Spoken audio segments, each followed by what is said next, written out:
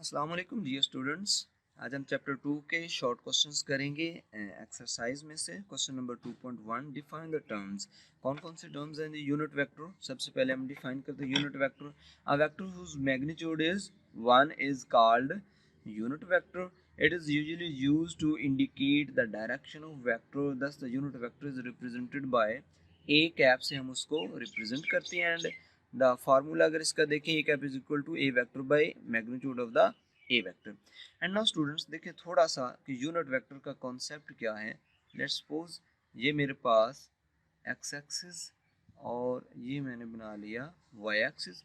अब मेरा वेक्टर जो अलोंग एक्स एक्सिस होगा उसको मैं रिप्रेजेंट करूंगा आई कैप से, और इसका मैग्नीट्यूड जो है वो कितना होगा, 1 होगा. ठीक है. अब ये पर्टिकुलरली रिप्रेजेंट करेगा कि ऑलवेज अगर एक्स एक्सिस का हमने यूनिट वेक्टर बताना है तो वो आई कैप होगा. अगर हम वाई डायरेक्शन में बताएंगे यूनिट वेक्टर तो वो होगा जी जे कैप. ठीक है. सिमिलरली अगर जी डायरेक्शन आ जाए सो जी डायरेक्शन के लिए जो हमारा यूनिट वेक्टर होगा वो होगा जी के कैप. ठीक है. ये है कॉन्सेप्ट यूनिट वेक्टर का. अब यूनिट वेक्टर अगेन उसका मैग्नीट्यूड 1 होगा और एक पर्टिकुलर उसकी डायरेक्शन होगी. सेकंड हमारे पास है position vector. A position vector, a vector which locates the position of a particle with respect to the origin is known as position vector. So students, position vector की हमने definition देख ली. It is represented by R in two dimensional coordinate system, यानी हम उसको plane system भी कहते हैं. The position या plane angle उसको कहा जाता है. The position of a point P AB is represented by R is equal to AI plus BJ. Okay मैं इसको डिटेल से आपको समझाता हूँ ड्रा करके. इन थ्री डायमेंशनल कोऑर्डिनेट क्या होगा सिस्टम, उसको हम स्पेस भी कहते हैं. The position of a point P A B C is represented by R is equal to A I cap plus B J cap plus C K cap. अब देखिएगा students, ये मैंने पहले एक प्लेन सिस्टम बनाया. प्लेन, इसमें हमारे के पास क्या है जी, टू कोऑर्डिनेट सिस्टम है यानी x एंड y. अब इसमें अगर यहाँ पे ये एक कोई हमारे पास पोजीशन वेक्टर है p, तो इसके इस टाइम हमारे पास क्या होगा a एंड b. यानी a क्या है, the magnitude of the this position vector along x axis. b क्या होगा, magnitude of the position vector along y axis. ये मेरे पास वेक्टर है, इसको मैंने वेक्टर को ड्रा किया. अब इसके मैं कंपोनेंट्स ड्रा करूं तो ये मेरे पास क्या आ जाएंगे कंपोनेंट. ये वाला चूंकि अलोंग y एक्सिस है तो अगर मैं इसको a वेक्टर कहूंगा तो ये क्या आ जाएगा, ax आ जाएगा. और ये सॉरी ये वाला जो है ये होगा ये a y component because it is along y axis, और ये मेरे पास आ जाएगा ax क्योंकि ये अलोंग x एक्सिस है. या ये भी हमारे पास इसको भी लिख सकते हैं कि x एक्सिस है. अब इनके साथ रिप्रेजेंट करना है क्योंकि ये y डायरेक्शन में जा रहा है तो इसके साथ जो है वो मेरा जो यूनिट वेक्टर आएगा वो आएगा j कैप. ये अलोंग x एक्सिस है तो इसके साथ यूनिट वेक्टर आएगा i कैप. ठीक होगी. ये था हमारे पास प्लेन सिस्टम में यूनिट वेक्टर के बारे में हमने बताया. स्टूडेंट्स अब हम ड्रा करते हैं जी स्पेस के लिए यानी x axis, y axis and z axis. अब जो यूनिट वेक्टर सिमिलरली हमारे पास होगा अलोंग x एक्सिस उसको हम रिप्रेजेंट करेंगे i कैप से. जो अलोंग होगा y एक्सिस उसको रिप्रेजेंट करेंगे j कैप से. जो unit vector along z axis होगा उसको हम रिप्रेजेंट करेंगे k कैप से. ये सिर्फ हमें डायरेक्शन बताएंगे. इनका मैग्नीट्यूड 1 होता है. मैग्नीट्यूड 1 होने का मतलब है कि अगर मेरे पास फोर्स है, लेट्स सपोज मेरे पास फोर्स है जी 20 न्यूटन. ठीक है.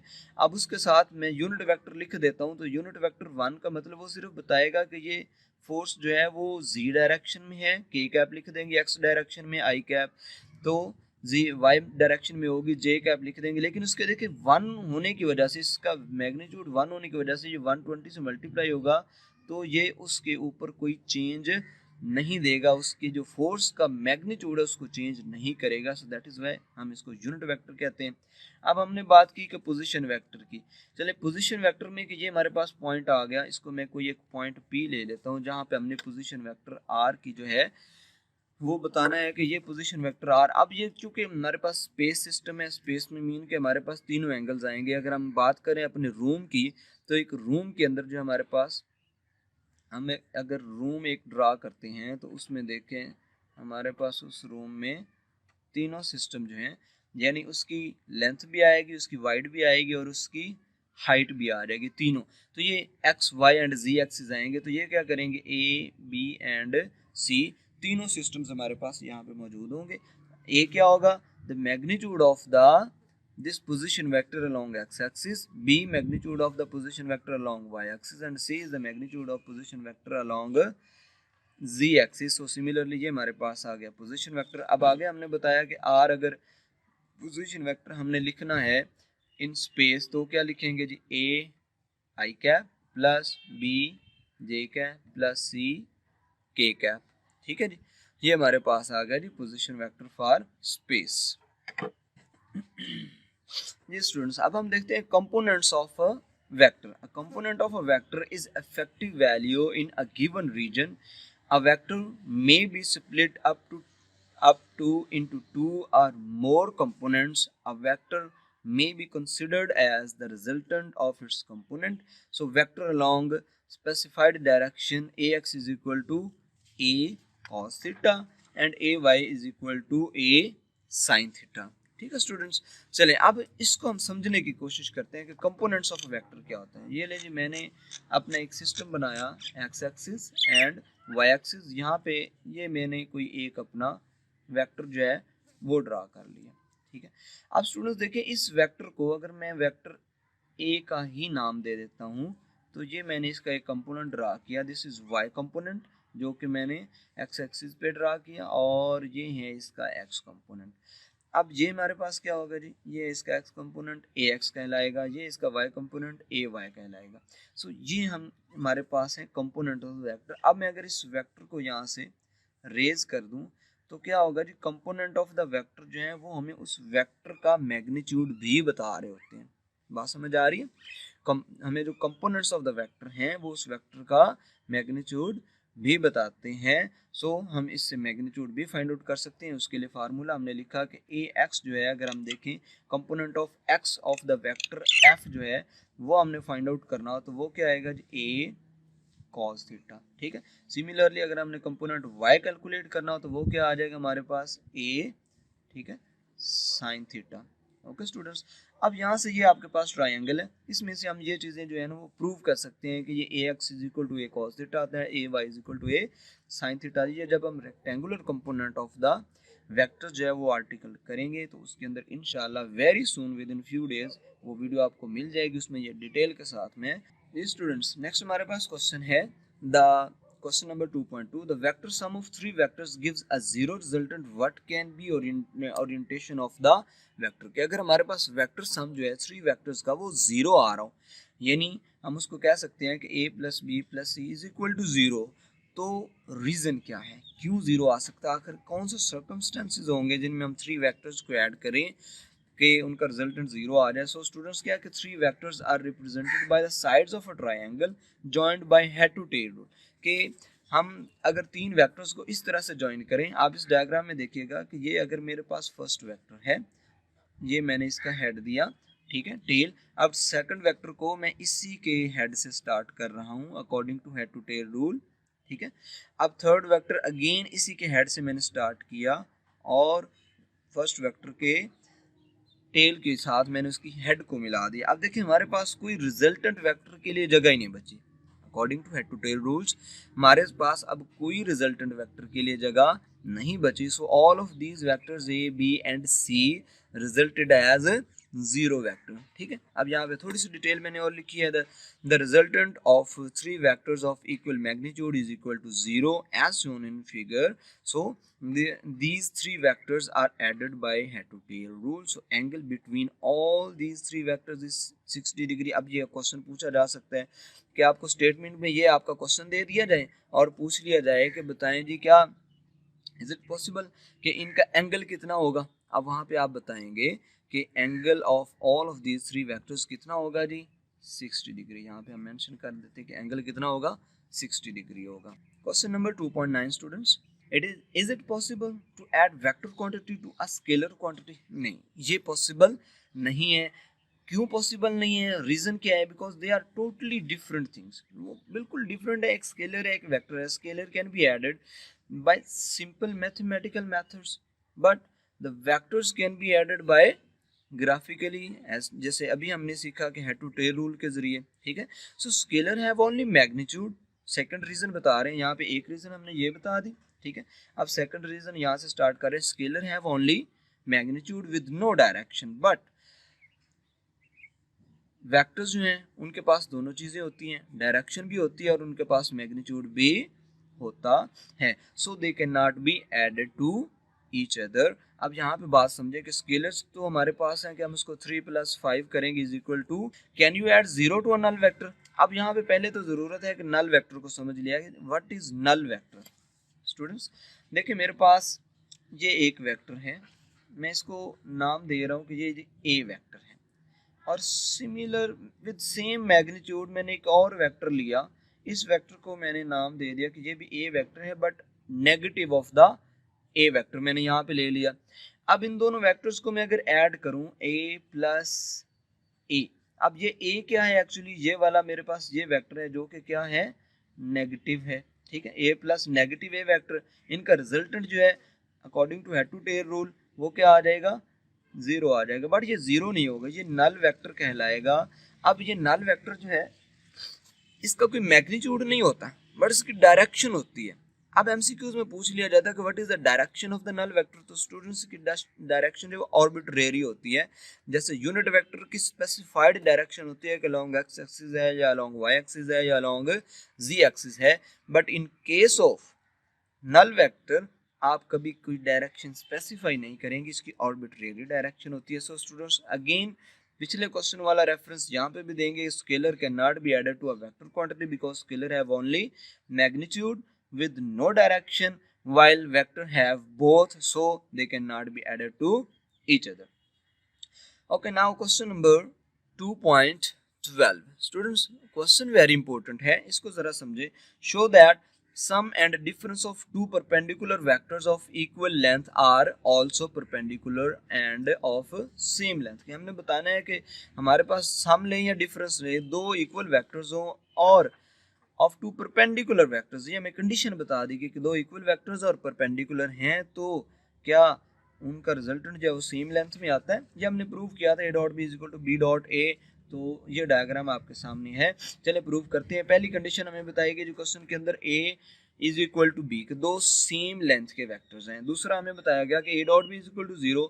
अब a dot B is equal to 0 का मतलब क्या है कि हमारे पास ए बी कॉस थीटा आएगा, और थीटा यहाँ पे परपेंडिकुलर होने की सूरत में हमारे पास जो थीटा है वो कितना आ जाएगा जी, 90 डिग्री। सो कॉस 90 डिग्री 0 होता है, सो ए डॉट बी हमारे पास क्या आ गया जी, 0। Okay, so perpendicular to B theta is equal to 90 degree हमने यहाँ पे अगेन मेंशन कर दिया। अब स्टूडेंट्स कंडीशन बताई गई है कि a प्लस बी यानी सम ऑफ द टू वेक्टर्स, हमने डॉट प्रोडक्ट ले लिया a माइनस बी या difference of the two vectors.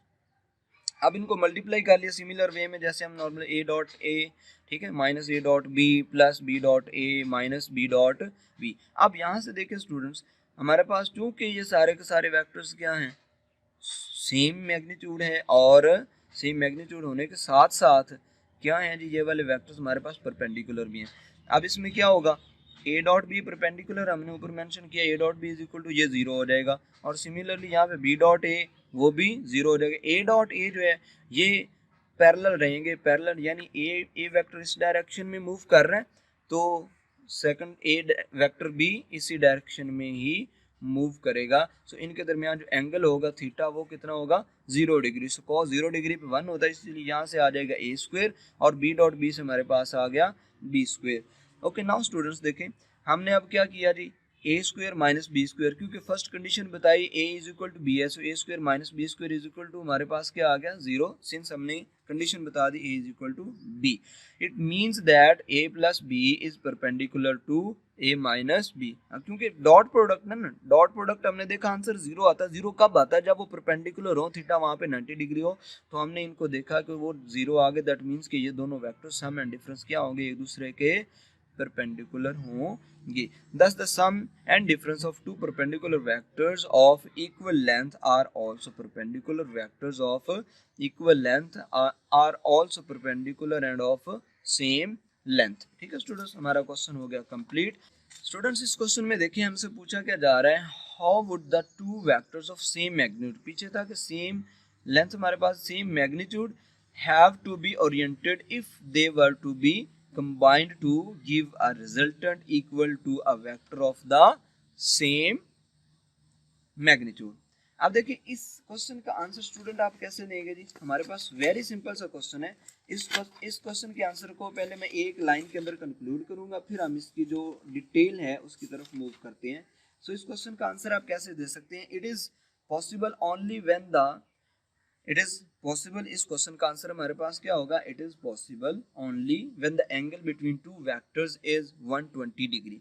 ये सिर्फ उसी सूरत में हो सकता है कि जब दो वेक्टर्स को हम ऐड करें और थर्ड जो उनका रिजल्टेंट वेक्टर है वो सेम मैग्नीट्यूड का आए, तो कंडीशन क्या होगी कि अगर उन तीनों के दरमियान एंगल जो है वो कितना आ रहा हो, 120 डिग्री का। सो एक्सप्लेनेशन में हम क्या लिख सकते हैं, if the both vectors are perpendicular by two sides of an equilateral, यानी इक्विलेटरल ट्रायंगल के जिसके दोनों साइड्स हमारे पास क्या आ रही हो, इक्वल आ रही हो, तो ऐसी सूरत में हमारा ये आंसर पॉसिबल है। अब यहाँ से देखें एक और वे में आपको बता देता, it is possible only when the angle between two vectors कितना हो, 120, late theta be the angle between two forces. हमने कुछ दो फोर्सेस ले ली कि ये एक F1 फोर्स है और एक हमारे पास F2 फोर्स है, is along X axis, where F1 जो है वो अलोंग एक्स एक्सिस, ये हमने F1 ले ली which is along X axis. ठीक है, so X component of the resultant is, हमने पहले let theta be angle between two forces and F1 and F2। सो यहाँ पे देखिए जी हमने जो थीटा है वो पहले कंसीडर कर लिया, X component of their resultant is R X is equal to क्या आएगा, F1 cos थीटा 0 डिग्री हमने ले लिया यहाँ पे, प्लस F2 cos थीटा, ये थीटा हमने क्योंकि फाइंड आउट करना तो इसको हम क्या रखेंगे, थीटा ही रखेंगे, क्योंकि हमने कहा जो एक्स F1 फोर्स है वो लॉन्ग एक्स एक्सिस है, क्योंकि लॉन्ग एक्स एक्सिस होने की वजह से इसका जो F1 का थीटा है वो कितना आ जाएगा, R X is equal to हमारे पास क्या आ गया, F plus F2 cos theta, because cos 0 degree जो है यहाँ पे आगे हम मेंशन करते हैं, because cos 0 degree is equal to 1। So हमारे पास यहाँ पे सिर्फ रह गया F1, आप इसको लिख सकते हैं F1 F2 cos theta, and y component of the resultant जो है वो क्या आ जाएगा, ry is equal to F1 sin 0 degree plus F2 sin theta. So ry is equal to, अब देखें यहाँ पे साइन 0 पे 0 हो जाता है, तो ये वाली टर्म तो हमारे पास सारी की सारी क्या हो जाएगी, 0 हो जाएगी। So R Y is equal to F2 sin theta, इनका रिजल्टेंट लेते हैं R square is equal to R X square plus R Y square, and as we know हमने कहा कि रिजल्टेंट F1 फोर्स और F2 फोर्स सारे equal आएंगे, तो मैंने उनको जनरलाइज कर दिया कि ये जो है मेरे पास सारे किसके इक्वल आ जाएंगे, जहाँ पे आर होगा F1 होगा F2, मैं उनको जनरलाइज करके अब अपनी इक्वेशन में सिर्फ F लिखूंगा, तो क्या आ जाएगा, यहाँ पे आर स्क्वायर था ना, आर स्क्वायर की जगह पे आ जाएगा F स्क्वायर प्लस, अब F1 की वैल्यू जो हमने आर एक्स की वैल्यू को कैलकुलेट की वहां पे लिख दें F1 plus F cos theta whole square आ जाएगा plus F sin theta square आ गया। स्टूडेंट्स अब इसको मैं यहाँ पे देखें, अगर इसका फार्मूला ओपन करूँ तो ये क्या आएगा, F स्क्वायर प्लस हमारे पास आ जाएगा 2F square cos theta plus, अब इसका स्क्वायर लेंगे तो ये आ जाएगा F square cos square theta. ठीक है जी, और इसका अगर ओपन करें ये हमारे पास क्या आ जाएगा F, इसको मैं यहाँ पे प्लस में लिख रहा हूँ, तो ये मेरे पास प्लस आ जाएगा F square sine square theta, values add हो रही हैं, ये F square right hand side पे और ये वाला F स्क्वायर जो है लेफ्ट हैंड साइड पे, ये हो जाएंगे कैंसिल आउट। अब इस साइड पे रह गया 0, बाकी मेरे पास ये values 2F square cos theta plus F square. अब इसमें से देखें कि ये वाली वैल्यू और ये वाली value F square cos square theta plus F square sine square theta, इनमें से मैंने F स्क्वायर को कॉमन लिया तो मेरे पास क्या रह गया cos square theta plus sine square theta. अब यहाँ से देखें कि cos square theta plus sine square theta is equal to किसके होते हैं जी, हमें पता है कि cos square theta plus sine square theta which is equal to 1। So यहाँ पे इसकी जगह 1 पुट करेंगे, सिर्फ यह स्क्वायर रह जाएगा। अब यहाँ पे मजीद इसको सॉल्व करें स्टूडेंट्स, F स्क्वायर इसमें से कॉमन आ रहा है, मैं एफ स्क्वायर अगर कॉमन लेता हूँ तो क्या आ जाएगा मेरे पास, 0 is equal to F square मैंने कॉमन ले लिया, which is equal to 2 cos theta plus 1। ठीक है स्टूडेंट्स, एफ स्क्वायर 0 से डिवाइड होगा 0 हो जाएगा, and 2 cos theta is equal to -1 आ जाएगा। ठीक है, सो मेरे पास अगर cos थीटा की वैल्यू निकालूं, cos theta is equal to क्या आ जाएगा, -1/2 यानी -0.5 रह जाएगा। अब यहाँ से मैं theta is equal to cos inverse -0.5 लूंगा तो मेरे पास आंसर क्या आ जाएगा, 120 डिग्री। ठीक है स्टूडेंट्स, यही बात हमने की थी कि उनकी एक ट्रायंगल हम बनाएंगे, इक्विलेटरल ट्रायंगल, और उसमें एंगल कितना आना चाहिए, 120 डिग्री। तो हम प्रूव कर सकते हैं कि हमारे पास इक्वल लेंथ के अगर दो वेक्टर्स हों और उनका रिजल्टेंट ले 120 डिग्री से उनको ऐड करें हेड टू टेल रूल से, तो उनका रिजल्टेंट भी सेम लेंथ का ही होगा। So thank you very much for watching this video students। अगर कोई क्वेश्चन हो तो काइंडली कमेंट सेक्शन के अंदर मुझसे आप ज़रूर पूछिएगा। अल्लाह हाफिज़।